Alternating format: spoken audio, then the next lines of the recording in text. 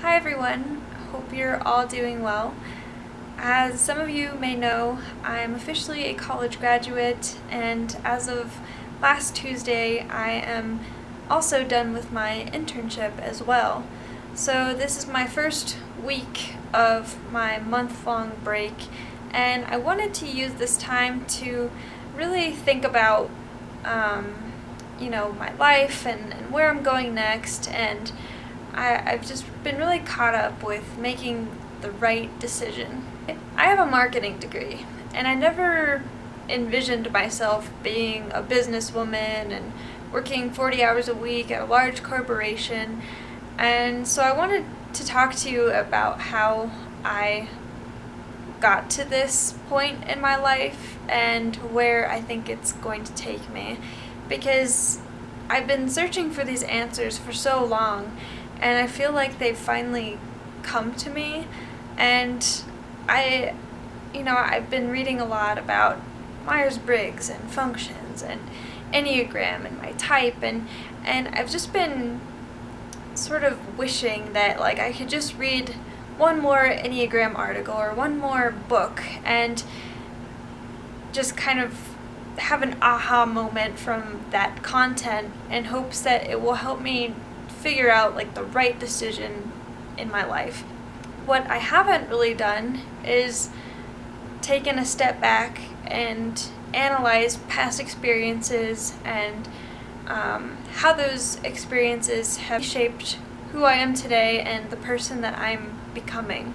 Before I jump into that, I'll tell you how I ended up with a marketing degree. I've said it before that I believe individuals and families take on roles. And my little brother had a lot of troubles going on in high school, and so I saw the stress that he was putting on my parents, and this really pushed me towards being the easy child or somebody that my parents just didn't have to worry about and that they could speak highly of to their friends and coworkers, because I just saw the stress on my parents, and I felt like that was needed at the time. And so when I got to the end of high school, I honestly had no idea what I wanted to do, but I enrolled in a community college anyway, and I thought the only stable interests that I have or passions that I have that I could bring into a career is something involving teaching or psychology. I was either going to be a literature or a Spanish teacher because I loved learning Spanish at the time and I loved the culture. So I wanted to either be a teacher like that, or I wanted to do something in psychology, become a counselor or a therapist or something along those lines. Now, my dad is an ENTJ, and he's a very successful electrical engineer who's had, a booming career, and he's very successful. And so at first he was pretty supportive of me going into college wanting to be a teacher.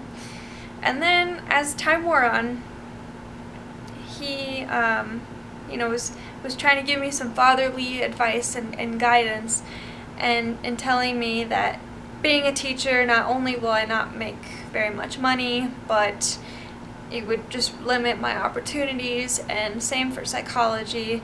If I have a psychology degree, what can I really do with that unless I get a master's or a doctorate degree? And me being the successful daughter that I wanted to be, I really took my dad's advice and just went into this direction of business. Marketing seemed like the only thing that would allow me to use my interest in human behavior and writing and creativity. I felt like I could use all those passions with a marketing degree versus really anything else. And so I, decided okay, I'm gonna do marketing.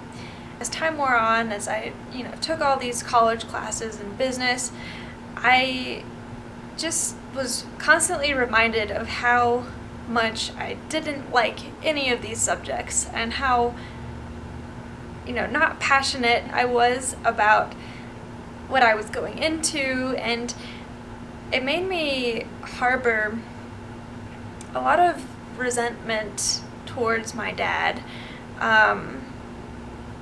because I felt like he was taking me away from my passion with his guidance, and I also harbored the same level of resentment to an extent towards myself, because I didn't have the willpower to go against my dad's advice and pursue something that I felt was right in my heart. This continued on even until somewhat recently, where I was having a hard time rationalizing my decision in going into marketing and really regretting my degree and wishing I would have gone into something along the line of teaching or psychology. And so it caused me a lot of internal grief in questioning my decision and feeling like I was doing something wrong. As I've said before, I was looking towards these external sources to try to learn more about myself and what I would be good at, and so I felt like I was looking in all the wrong places for these answers when I should have just been looking inside myself and assessing past experiences, because the answer has been inside of me all along. I just haven't really paid too much attention to it because I was, looking for the answers in all the wrong places. It wasn't until recently where I asked myself two questions. Who have I really admired my entire life, and how do I want to be remembered in this world?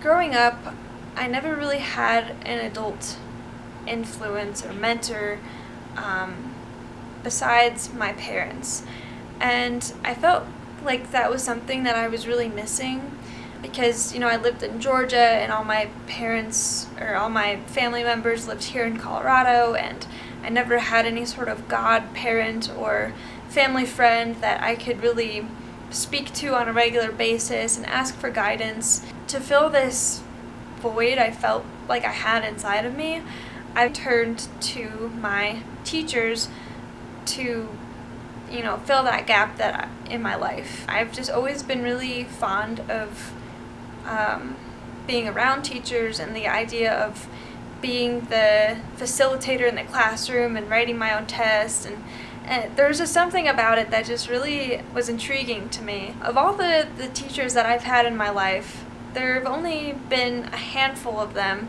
that have made a profound impact on who I am today. And mind you, these people were all very different personalities, all, different subjects and teaching styles. But the one thing that they all had in common was that they made an effort to teach from experience more so than just teaching from a textbook. Really quickly, I want to share an excerpt from this book, Balancing Heaven and Earth by Robert A. Johnson. And I've been meaning to share this excerpt with you guys for a while because it was so powerful to me, but I haven't really known what context to bring it up in. So I thought today was the relevant day to talk about this, so I'm just going to read this excerpt really quickly. I'm still in awe of how we grow psychologically. At first, we admire a hero, never realizing that he or she only represents what needs to be realized in ourselves. Then, 1 year or 5 years later, if we are reasonably intelligent about working with our projections, we wake up to find that we have become someone very much like that hero. We affix our own possibilities by projecting them onto someone else, and then we gradually assimilate them. This process continues throughout our lives. Our projections of the hero onto others always represent where we are headed. The process generally slows down as we get older and our personality becomes a bit more formed, but the basic mechanism is always at work. modern people, as I have said, can no longer house their souls in another person or thing. We must learn to house them in ourselves and find the highest value within. I just find this extremely powerful because I've looked up to these people for so long, and I've always just wanted to have that same level of influence on somebody younger that they've had on me. Even though I have a business degree, I can still become that person to somebody else later on in my life. If I were to become a teacher now, I feel like I would lack the experience I need to be that type of teacher. And so I almost am thinking that I am lucky to have this degree because I can gain experience in basically whatever industry I want, and I can use that experience to be the type of teacher that I have always looked up to and wanted to be myself. For this reason, I've made myself a little mission, and that mission is to be a collector of experiences. And with those experiences will come, confronting fears and facing some challenges. But in that, I will become a wiser and more insightful person. And I can use this information to set other people up for the lives that they've always wanted to live. That's just how I want to be remembered. And so I would advise you to look at your own situation and apply the same logic. And I can't change that I have a marketing degree and that I'm not 100% passionate about business, but I can definitely change my perspective on it and know that the people that I meet, the places that I go, and the challenges that I encounter are only going to make me stronger and wiser and able to teach through those experiences rather than teach from a textbook because it would be my job. So even if I don't become a teacher until I'm like 40 or 50 years old, right now I'm in the collection mode and I need to collect experiences in order to be the best teacher or maybe even counselor that I can be. I also would like to end with one final quote that I actually heard today from Mike Rowe. It was from this video called "Don't Follow Your Passion," and I found it to be extremely motivating and interesting as well. But at the end of the video, he says, "Never follow your passion, but always bring it with you." Although I'm not following my passion right now of teaching or counseling people, it's a gift that still is very much alive inside of me that will make me successful no matter what field or job I end up in. And so I just wanted to share those insights with you guys, and I hope that you found as much value in those lessons that I've found in them. Yeah, so I appreciate your support and all your awesome comments, and hopefully I will speak to you guys very soon.